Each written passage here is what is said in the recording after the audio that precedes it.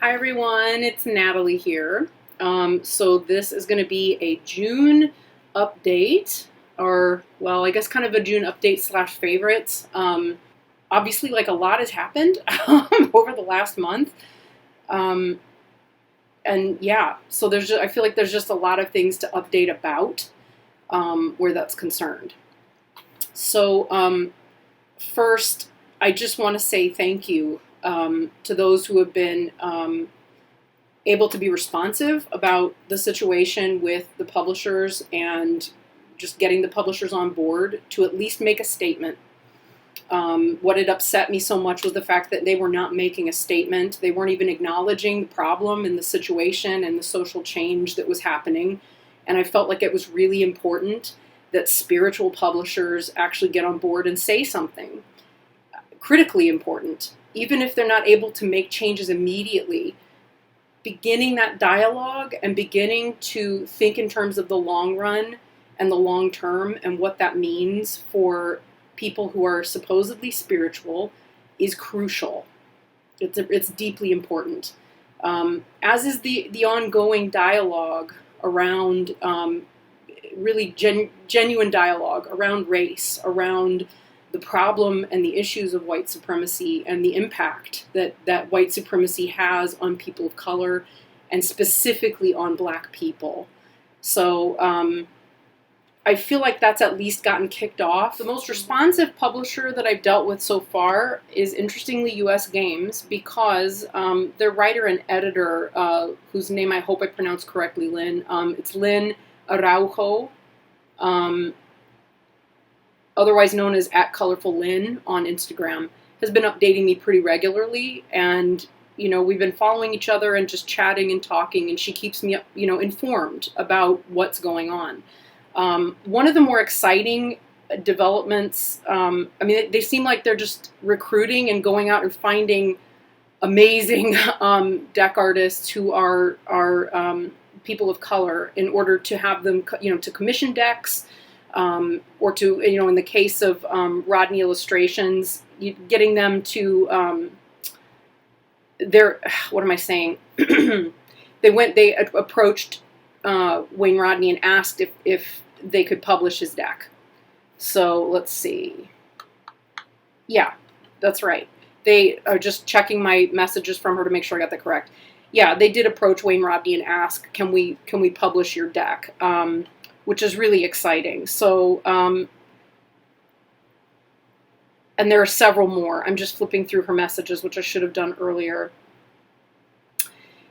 I'll be posting about that. How about that? If you follow me on Instagram, or if you're interested to know what they're actually doing, I'm going to start making sure that I really publish those things a little bit more closely and track them a little bit more closely and publicly and openly on my Instagram account. So that's transparent. Another update is from Schiffer Red Feather. I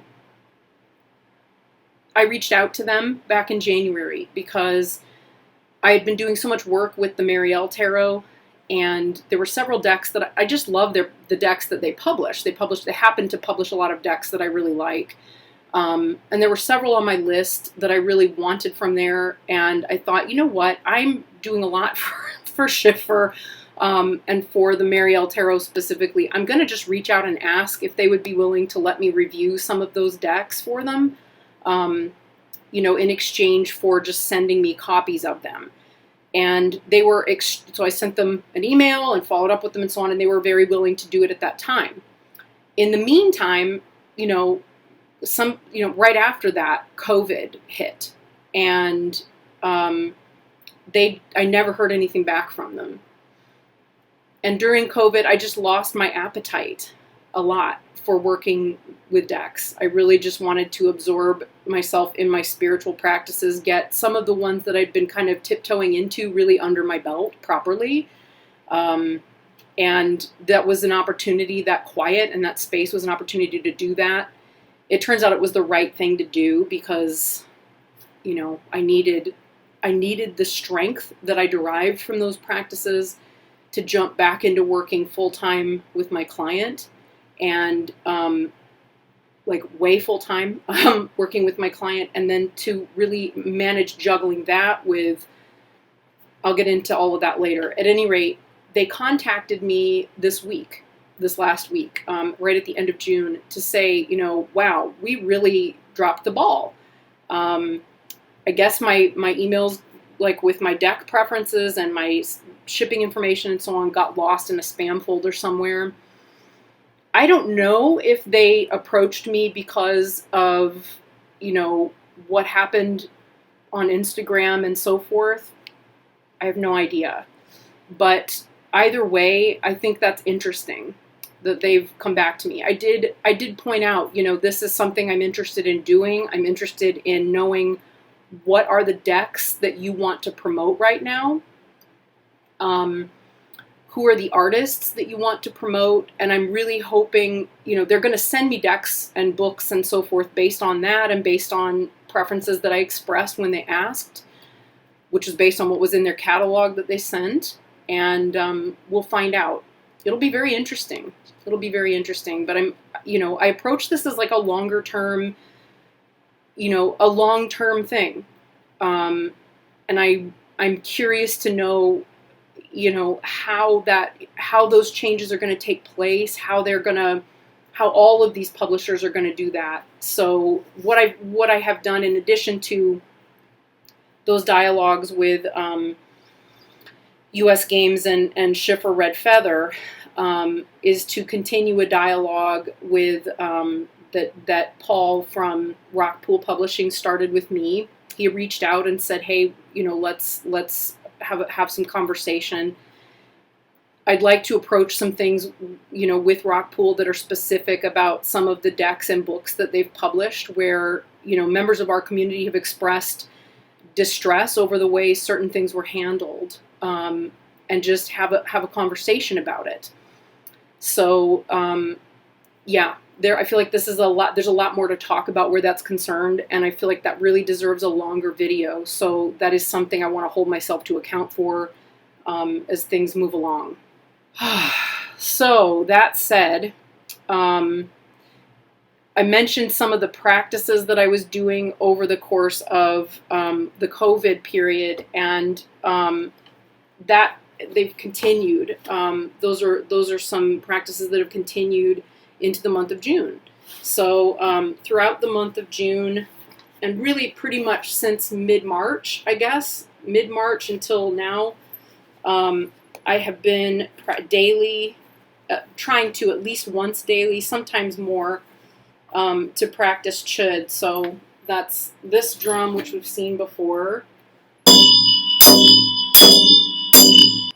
Cacophonous. And that's without all of the chanting and singing. And even though when I started with that practice, I had done everything I possibly could to learn,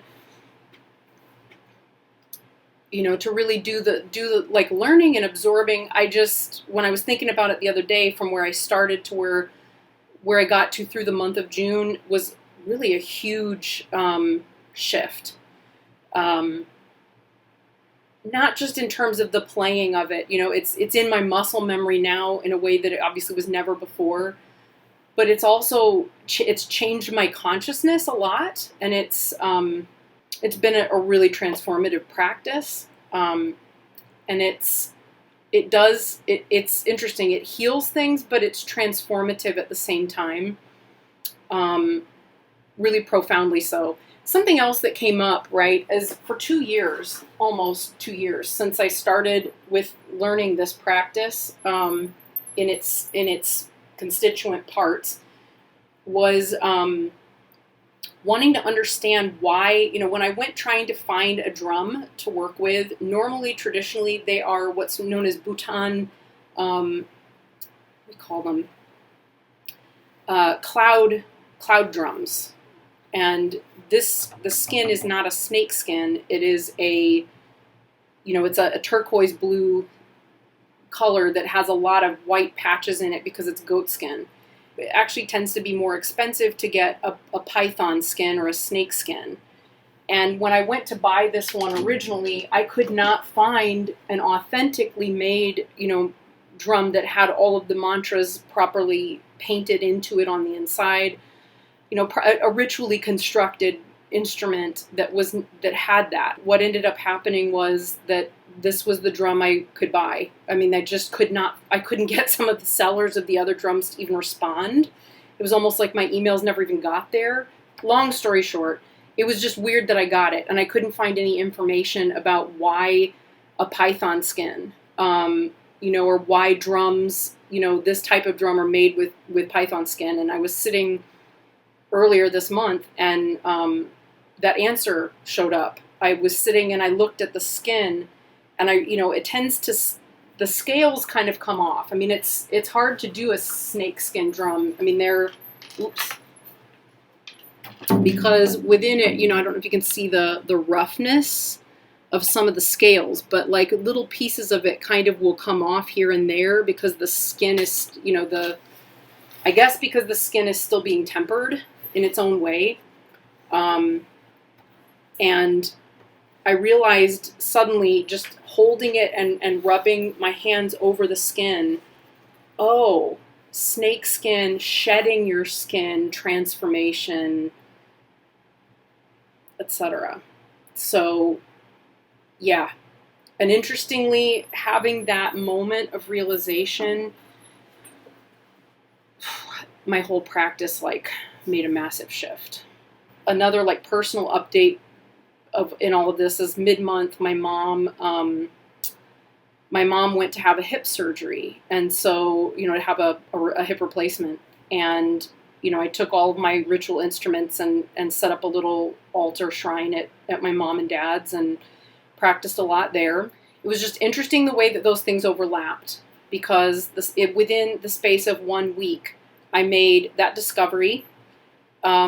And then I put out the information to the community about publishers, etc., and made the call for a boycott. Then my mom had the surgery on the same day that I had a huge amount of work due for the classes that I teach online. And as soon as that was finished, my workload tripled. So I was at my mom and dad's house with a tripled workload, the added, you know, the stuff that I'd taken on, you know, in terms of social justice and with the publishers. And then I was also not sleeping because my mom needed a lot of help overnight. Long story short, it was just, she's fine, everything's good, the surgery turned out great, but it was a lot of needing to help her and get up in the middle of the night and sleep on the floor kind of close by so that when she would wake up, I could hear her and get up with her. By the way, parents, props to you for being able to do that and function. I mean, every time that I'm in a situation where I help somebody by staying and like waking up with them overnight, whether it's with kids or babies or parents or people who are sick or whatever, I'm always reminded, like, people do this all the time because their parents. Get over it. You know, you're going to be okay. And it just deepens my admiration for parents who do that and for people who are in situations where that's necessary a lot. Because, I mean, you got my support, you got my respect, you got my admiration. I think it's amazing. So I just thought I would throw that out there. The way that overlaps with the practice is that this practice of chud is a healing that happens through pressure. It's transformation through pressure, right? It's the word that's used in Tibetan is dulshug. And sometimes this practice is even called dulshug. But it's about, you know, putting yourself under the pressure of things from the outside in order for them to transform. There's so much more to it than just that, obviously, but that's a huge component of it. And that element of dulshug was descriptive of the month of June. So that's kind of why I wanted to start with talking about that practice, because everywhere I turned, there was a need, instead of to say, okay, enough is enough, or I can't take any more, to say, okay, that's this moment is dulshug. It's dulshug. What can I do, and how can I carry forward with my practice? And then by continuing to then, in moments of stress, reach for my drum, reach for my bell, get out my text, pull out my kongling and my robes and sit and just do it. It's only 20 minutes or 25 minutes, maybe tops, depending on, there's one section that can vacillate in length. it was, it changed everything. It changed my ability to move forward. It changed everything. And it feels to me too like it brought a lot of the work that I was doing, reading things, grieving. I grieve. I realized so much this month about things that I didn't understand and that I didn't know about myself and about my own shadows and my upbringing, my just areas where I thought I had done a lot of work on being an ally, or of anti-racism, where it was like, you know what? No. You're going to have to sit with this and be with it long enough to get through to that understanding. And this practice was instrumental in that, no pun intended, because I'm like playing with instruments here, but it was tremendous. Because instead of crumbling, the practice really kind of pushes you to be held in place by the pressure of a situation or of your emotions or feelings around it, and to hold space for it, with it, and through it, as you go. And at night, I would go through a really stressful long day of just juggling. There's the day-to-day basic needs and things, then there's the work stuff, and then there's the emotional weight of what my family's going through, or of what my mom's going through, or what, phone calls coming in, or, emails, or clients, or whatever. And it was just being able to shift gears and continue and keep going and keep going. And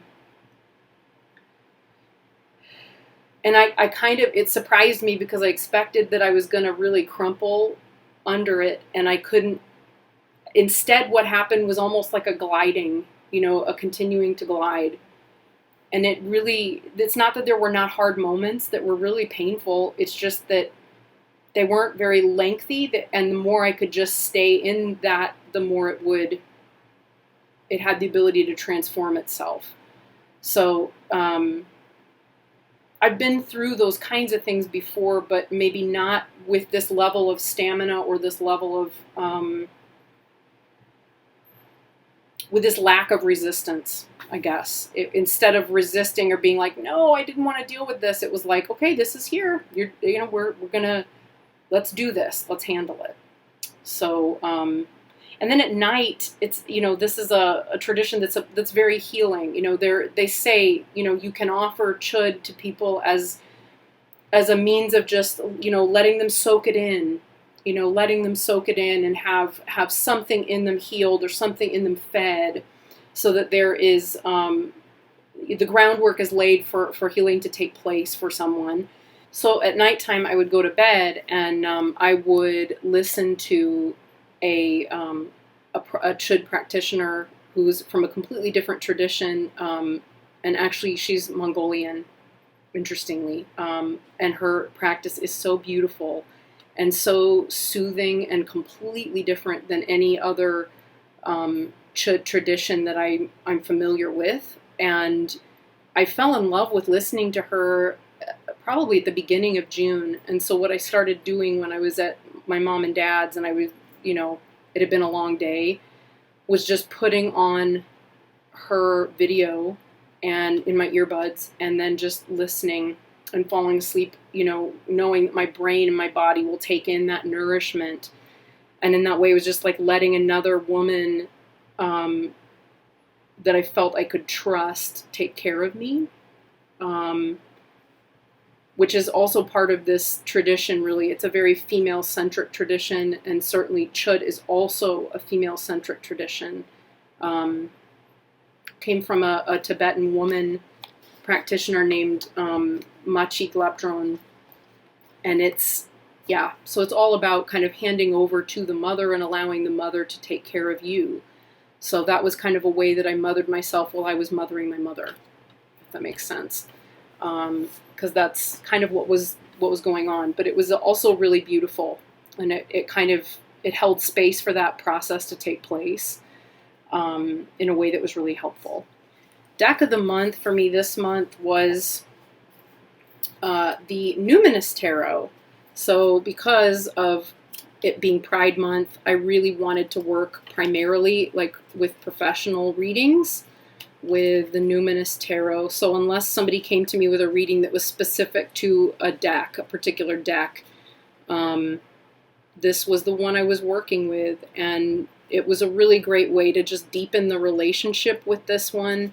The more I worked with it, the more I loved working with it, the more beautiful and the more, I don't know what the word is that I want, the more specific it became. It was, yeah, it's so beautiful to just choose one deck, right, that you're going to really focus on working with. And the readings with it were amazing, that came out of it with different clients. It's an incredible reader, an incredible reader. And as light and beautiful and colorful as it is, it's amazing to me too, at just how honest it is. It can really deliver an incredibly honest, specific answer that is not candy-coated, but at the same time it's kind. Similarly, I did a lot of shuffling with it. I did a lot of riffle shuffling, and it's holding up. The way that it's holding up is really a testament to the quality of the printing. So yeah, it's just stunning. And I know that NOEL ARTHUR HEIMPEL, I always get their name wrong. NOEL is because they're NOEL Arthurian on Instagram. NOEL ARTHUR Heimpel. They came out with a new deck, and it's called the Threadbound Oracle. And I supported it on Kickstarter. I believe it's coming out soon, but you can pre-order it. So if you have the Numinous and you're looking for an oracle that will go with it or pair with it nicely, that's a really, really good one. A really good one. So, and I also had my sort of deck wrap that I made last summer for it, which was really nice to have because it made it easy to travel with or, you know, set up to read. Oh, it's my sister. Okay, so I'm back. That was my sister. We've been playing phone tag, so I had to grab real quick. So yeah, so that was the Numinous Tarot, which is a favorite. Always a favorite, but especially a June favorite because of Pride Month. So we'll start with the harder stuff. I had intended at the beginning of the month, and I've got them back out, as I mentioned in another video, to work with my Mother Piece decks. And yeah, they're decks that I feel and have felt in past very attached to. And then, you know, see also the video that I made earlier in the month. You know, I at the beginning of the month, I went ahead and I ordered this book so that I could just start to deeper dive with the deck and get to know it better. And then when everyone began pointing out problems with cultural appropriation by two white authors, it made me, just all of the dialogue and conversation around it, I won't repeat because I've already talked about it at length. I'm just going to kind of update about it, but to summarize, it had made me feel really uncomfortable, and I did not want to take the risk of hurting anyone. Having various dialogues with various people at this point, including some input that came directly from Queen Auset, it was pointed out, like, the fact that you can choose right now to say, well, I don't think I want to deal with this deck and I want to put it to one side is privilege, right? Because for probably 30 years, right around that, this was maybe one of the only decks on the market anywhere that had any diversity in it at all. And so as she pointed out, you know, this was it. So it may have been not the best representation, and it may have brought up some deeply uncomfortable things for women of color who were working with it. It was still the only thing that they had. And she encouraged me to sit with the discomfort and see what arises from that. And so I pulled them back out and put them back in their bags and rewrapped them and pulled out my books. And I've had them sitting on my desk again.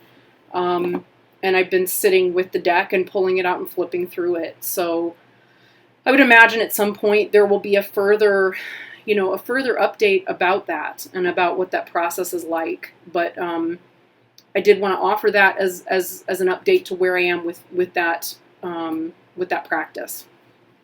I think a lot of things that we're dealing with right now with regards to the current dialogue around social issues is very much about learning to be with discomfort. And as I was saying before about my practice, what is it that's coming up? And I guess I'm addressing this part. I can only talk about my own, being in my own skin, which is white, and being in my own privilege, right? Because that's really all I've got. I don't know what anyone else's experience is, but it certainly, it definitely brings up a lot in terms of, actions and things I've taken before, areas that I had that were unresolved, where I'd taken actions before. So this is probably as good a time as any to bring up some of the reading that I've been doing and the ways that has been part of this practice of chud, or which is a severing, cutting off, and also of compressing and pressurizing in order to transform and move through, right? Kind of like that snake skin analogy. You almost have to rub against something. There has to be friction that gets that to happen. Ironically, that is also the image that's used on the death card in the mother piece. Is that snake skin? I didn't even think about that, and it's round. That just popped into my mind as I'm talking about this. But anyway, so 2 of the books. And I just have them on Kindle, but they're not samples. They're the 2 of the front, Me and White Supremacy and White Fragility. Layla F. Saad, who is the author of Me and White Supremacy, has a most wonderful blog as well. I'll link that below because some of her blog posts have been, that I've had a chance to look at, have been remarkable, maybe even more so than the book. A lot of the things that she points out about privilege at the beginning of the book are things that that I had already investigated, and I was curious because this is this book is it's reflective of a process that started a couple of years ago, and I wondered what else she had put out in the meantime. And so, yeah, reading her blog was amazing. Similarly, pulling out White Fragility, I used to have a hardbound copy of that, and I loaned it to somebody or just gave it to somebody, and it's really good to have a copy of that one again, just to be able to read it. And I needed the refresher, and I needed it in the current climate, and I'm still making a lot of mistakes and learning how to work with those, and that's not an easy process. And it's also really freeing. It's profoundly freeing, and really has allowed me to see a lot of things that happen, including the stuff that happened at my old job, where I really was kind of mobbed and harassed and bullied out of my job by the other white people that I worked with. And it's just helped me wrap my head around why that happened, and it's taken it away from feeling personal for the first time in 8 years, actually. And it's allowed space for there to be compassion to come up around that towards them, interestingly, which kind of surprised me. I wouldn't have expected for that to happen. It wasn't an intention, certainly, but it's a very interesting result, because they're when you're not trained, when you don't know, when you're not, those resources were not as readily available to us, at that time in 2012. There's been a lot of change and a lot of shift. And in fact, you know, that a lot of the work that I did on myself that I started, I guess, in 2008, that really was also kind of a dual shook and a profoundly, you know, friction-laden time period. It was that 4 years was tower territory, like whole life, like archetypal tower territory. And that was not the only aspect. It was one part of it. It was one aspect of it. So to come back to it and revisit it and find resolution and peace around some of those things has freed up a lot of processing space, I guess. That gives me a lot of energy moving forward towards wanting to do better, wanting to take actions that are helpful, and being more capable of just withholding judgment from others when they make mistakes, managing and being with my own mistakes a little bit better, you know, enough that I can handle them in the moment. And then if I need to, you know, to resort to some white fragility at home when I'm by myself, you know, to be able to do that. You know, we're trained, you know, white fragility is part of our training. It's part of the way that we've been taught. You know, if it's not comfortable and you don't like it, you can just burst into tears if you're a white woman, and everybody will run to you and they will take care of you and withdraw all those resources right away from the person of color who tried to give you some feedback.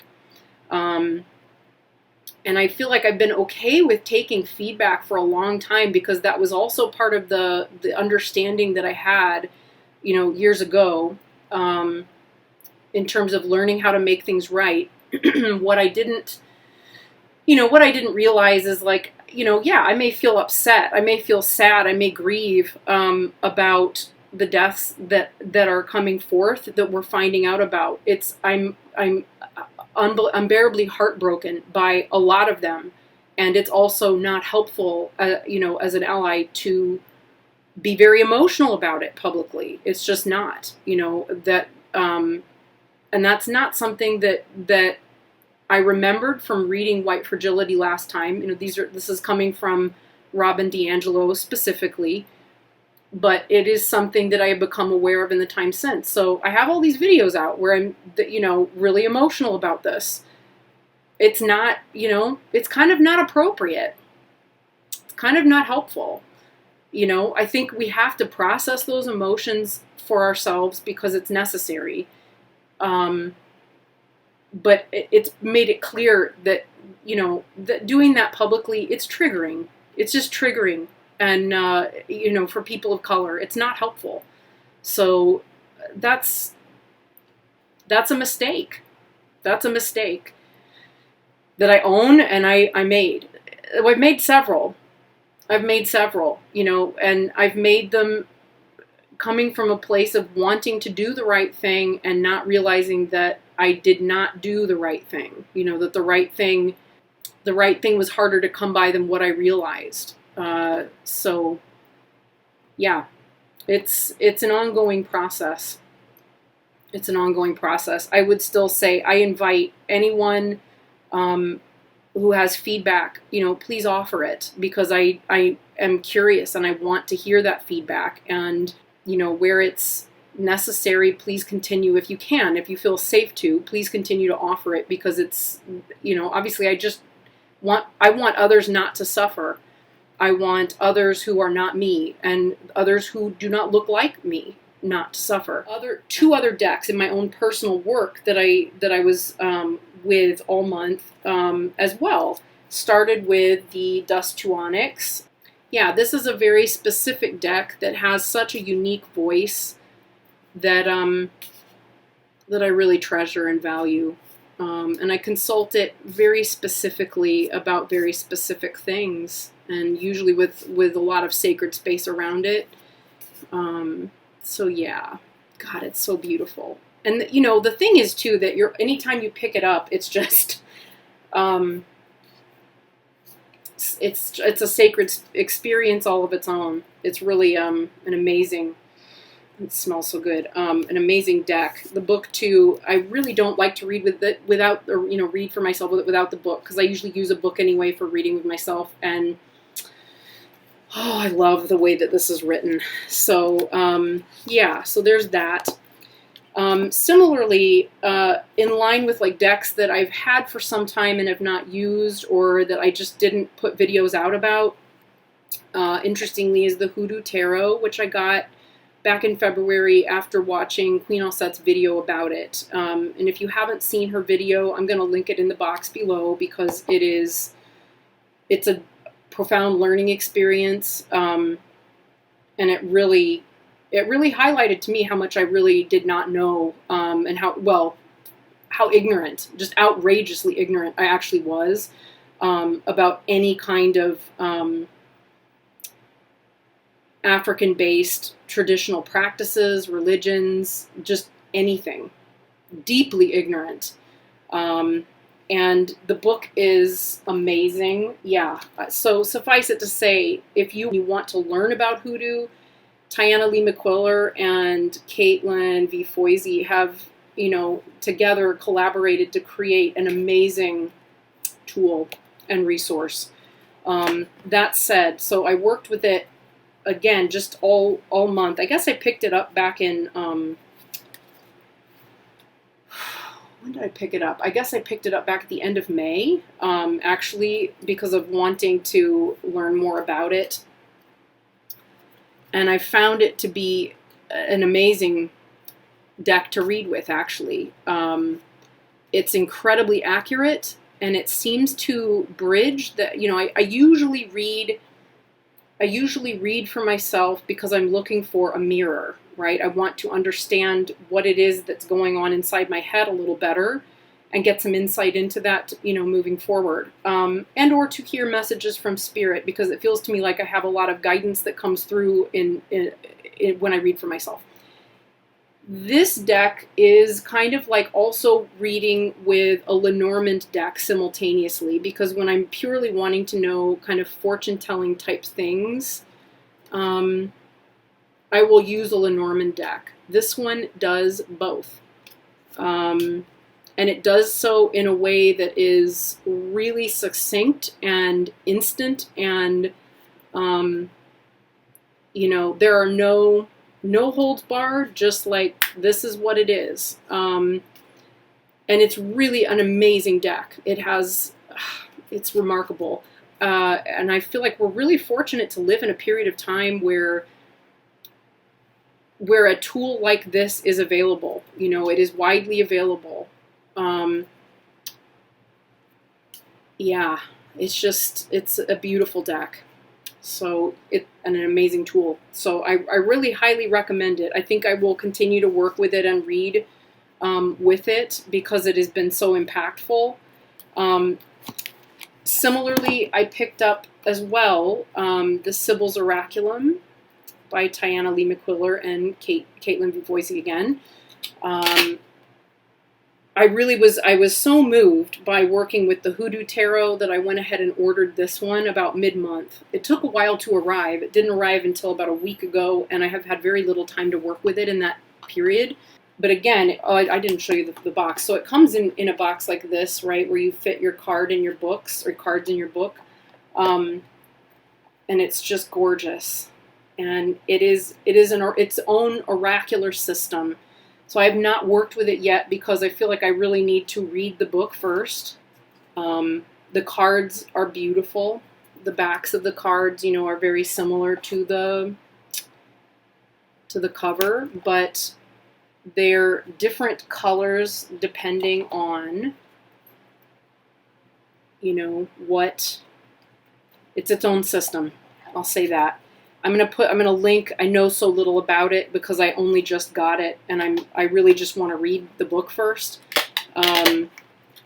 Again, TAYANNAH Lee McQuillar is amazing. Kim from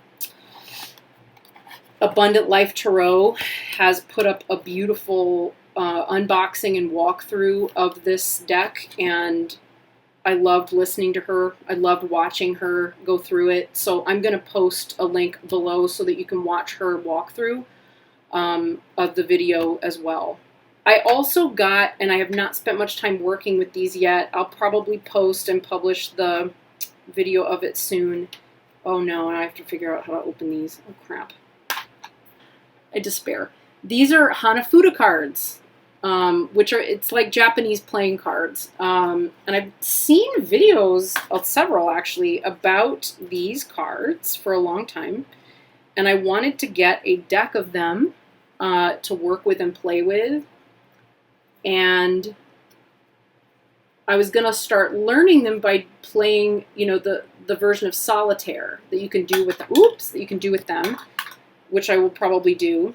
They're just gorgeous. There is one that we're accustomed to seeing because it is like the stereotypical, here it is.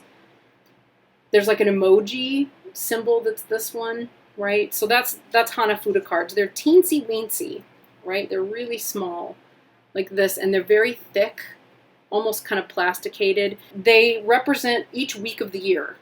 Yes. So there's 12 months and 4 weeks per month. So there we are. So it's good for predicting seasons, weeks, time prediction. There are a number of different ways to work with it as a form of divination, and I'm just curious about it. So, and I also thought the cards were beautiful, and it's a really lovely, relaxing way to play solitaire. So I decided I wanted to just try that. As always, thank you for being here, and I wish you tremendous love and the ability to handle what's going on in the world right now with peace, with as much peace as you can possibly find. Thank you so much for being here.